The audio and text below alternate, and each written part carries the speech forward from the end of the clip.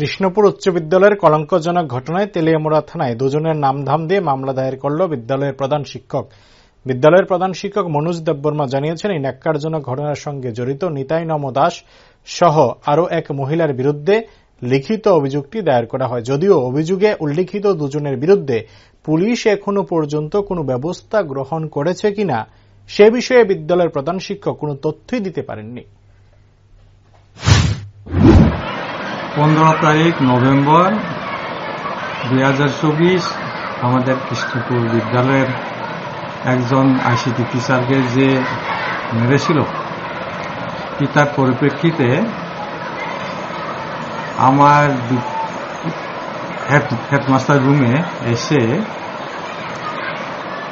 অপরিচিত লোকই, শুধু একজনের নাম জানি, দুইজন মারছিল আমি যেটা জানি। একজনের নাম নিতাই নম দাস আর একজন মহিলার নাম জানি না।